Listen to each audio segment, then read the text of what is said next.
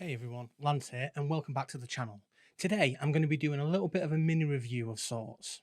One thing I enjoy about existing in a creative field is that there are plenty of products to experiment with. Tools, consumables, styles, there are many different avenues to get to a result, and that is very true when it comes to paints. We have a plethora of items to choose from. We have different colours, different styles of paints like oils, acrylics, enamels, ones with different material properties like contrast paints, speed paints, washes, etc. Today I'm going to be having a play with one such type of paint, and I want to bring you along for the journey. We will be looking at some colour changing paint from Green Stuff World. I purchased these items with my own money some weeks back as part of a hobby haul. A hobby haul which I videoed, and you can see that video on the channel if you want. Part of that haul was a set of 6 paints called the Chameleon Acrylic Paint Set 1. We also purchased an additional paint because the girlfriend liked the way it looked. Green Stuff World dubs these paints Colorshift metal paints, and there is 12 in total. These essentially have small metallic flecks in them which reflect different colours of light depending on the viewing angle. So this is the selection that we're going to be looking at today. Those are the 6 that you get in the Chameleon Acrylic Paint Set 1, and those 6 are Toxic Purple, Nebula Copper, Cobalt Blue, Burning Gold, Psychotic Illusions, and Celestial Azure. Finally, we purchased Solar Anomaly separately because we liked the way it looked. They come in 17ml dropper bottles, and they advise that you apply them over a glossy black base coat. Unfortunately, we don't have any gloss black primer today, so I'm just going to apply some Vallejo matte black primer and we'll see how we get on. As opposed to applying them to a card swatch or anything like that, I want to see how they go on actual models. So there's a couple of models from our Patreon, which you can join for free, by the way, and access these particular models for free. These models are old crystals and mining nodes, stuff like that, which I think these might look cool on. For the ones that I'm not so interested in, I'm going to apply them to some B grade stock that we have, models that have like a bad arm, a missing foot, something along those lines, because then at least we can get a sense of what it will actually look like on a model as opposed to just a flat piece of card or a spoon. Those examples are great, but I want to see what they look like on models in particular. So let's get to it. I will go and prep these models, we'll get them primed, and I will shake these bottles like hell because, like normal metallic paints, you want to give these a good swizzle prior to application because the flex and the medium can separate. So be sure to give them a good shake. Yeah, we'll get them primed, we'll get over to the airbrush booth, and we'll see how they go on. So first things first, priming. I used matte black surface primer by Vallejo. I did a couple of coats of that. It does recommend gloss. I did a test later on, and it makes a very minimal difference, in honesty. So yeah, a couple of coats of matte black primer. I gave it a minute or two to cure, and then just started spraying. These went on neat, no thinner, and they spray like a dream, in all honesty. There was no issues with clogs. I just cleaned them out in between each color with some water and thinner. I also gave these a vigorous shake in the vortex mixer for about 2 minutes prior to actually spraying, and a good shake as well just before popping it into the airbrush. The burning gold and the nebula copper, however, gave me a bit of grief, as you'll see in a moment. The fleck seems to separate from the binder, and the fleck itself can like go all crusty on the inside of the top. So any resistance when trying to pour these, be sure to just take a moment, take the lid off, maybe get a brush in there to clear any blockage. Otherwise you end up with a big spill. But other than that, going in neat into the airbrush and just cleaning in between colors, it was absolutely fine. Some of these colors when going on really surprised me at how good they looked. Specifically the gold and some of the blues, they look fantastic. Well lit booth, and they'll make everything pop.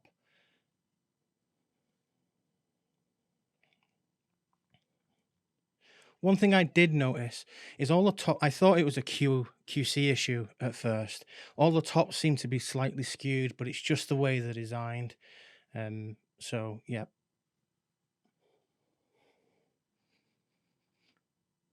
couple of drops in each seem to do a couple of coats for each of these models. If you spray them from different angles, it seems to give it a bit more punch because you'll get more of the color shift. We'll talk about which one is my favorite momentarily, but I think these work really, really well. And we're back with the results. Let's have a look through each model individually and see how that particular paint job came out. Let's start off with the one that is outside of the set, the one we purchased separately, the Solar Anomaly. They all applied really well, so no problems when it comes to application through an airbrush. This particular one is possibly my least favorite. Looking at it under the key light at the moment, it's a very copper looking color with shades of yellow and green. It's very, they're all very cool, but out of all of them, I think this one is the one that packs the least punch. When you put it under shade, which will be hard to show on camera, you can definitely see more of the green pop through. But all in all, a great result, just something that I think is the weakest. What we'll do, we'll go through in the order of what I think is the weakest to strongest. Next one is the Psychotic Illusions.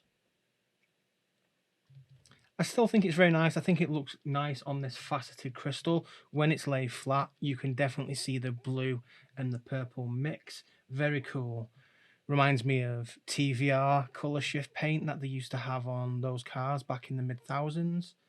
It's a very, very cool looking paint. Oh, they also have it on the, is it Midnight Purple on the GTR as well. A very, very cool look. It's just very dark. I think that's my issue with it. It almost looks in sunlight, and whilst I'm looking at my preview monitor at the moment, it looks black and it's just reflecting some blue in the highlights. But in person, it's blue mixed with purple. It's a cool color, just not the most successful on here. Then I think when spraying Toxic Purple, which is my next choice, I didn't like the look of it.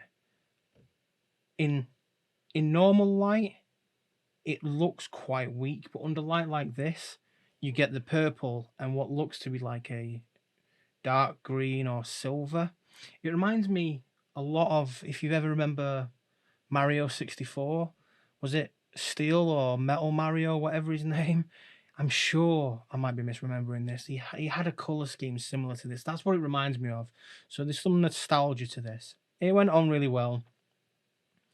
It's very black as well, a bit like the Psychotic Illusions. But the purple, especially in shadow, the purple really pops. So that's Toxic Purple. The next four, it gets a lot harder now because I think all of these are very, very strong. I think next I would probably say it's between... No, it's this one. This is very nice. This is Celestial Azure. When spraying this, it kind of like... I think this was the second one I sprayed. My jaw dropped a little. This again is a bit like those TVR car shifting paints that they used to have. It is a really nice one. It's very magical. I can see this being awesome if worked into some sort of glaze. So as an example, you could possibly thin this down with some airbrush thinner and water to the point that you get this color metal flake, just a hint of it, and then spray it over a mage's weapon or, an enchanted axe or something like that, just to give it that little bit of an edge. Very, very cool looking, this one. Like I say, these last four that we're looking at, they're all equally as good. I think then it's Nebula Copper. This one's a bit of a funny one because in some lights, it's red with a tint of yellow, and in other lights, it's complete copper. But this is punchy. The thing I like about this one is it's just super, super punchy. And it looks quite cool on this pot monster. Unfortunately, he's lost his ladle, but you know, I think that almost on a statue or something like that could look very, very cool. You wouldn't need, you know, that sprayed onto like a statue, bit of dry brushing over the top. I think that could look quite cool. You could even use some matte varnish over the top of this to dull it down so it doesn't look as metallic. Very cool. So that's Nebula Copper. And then these two, the final two, I like equally as much as each other. The Burning Gold was an absolute nightmare to get out of this, as you probably saw on camera. You know, had a bit of a spill because a lot of the gunk, despite having, you know, been shaken in a vortex mixer and by hand prior to application, the medium and the fleck had separated, and the fleck had separated in the cap itself. It also happened with Psychotic Illusions and a little bit with Nebula Copper. So I'd recommend storing these upright and then give them a very, very vigorous shake or mix with a vortex mixer prior to use. Don't force it, check the cap. Anyway, for the result though, I think this looks absolutely awesome. Now it's orange with yellows and greens. I think on this particular model, it kicks ass. You know, I could paint the base like, you know, grassy or brown, mud, sand, whatever, rock, and this could look like a mining node or something like that. Very, very cool color. I like this one a great deal. And then finally, Cobalt Blue.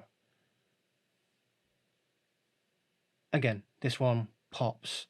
It's almost like Psychotic Illusions, but just with the saturation turned up to 10. Yeah, it is super nice, this one. Purple and blue, classic combo. Again, a bit of nostalgia, like those old TVRs, the Nissan Skyline. That's what it reminds me of. Super cool look. And this model actually came out pretty good, so don't know whether or not I'm just going to keep that somewhere as an ornament. Very nice. So there are the results. Which was your favourite? Let me know in the comments below. If you want any of these models, then jump over to our Patreon, sign up as a free member, and you can get access to over 500 models which you can download and use for personal use. If you want to become a merchant and sell your 3D prints derived from those files, then tiers apply. If you want to make any financial contribution because the models have helped you in any way, shape, or form, then Patreon is the best way. Any help, any support is massively appreciated. If you liked this video, then give it a thumbs up. A subscribe to the channel would be huge. It would help massively. Thanks in advance for any support. And that's it. See you in the next one. Have fun. Take care. Speak soon.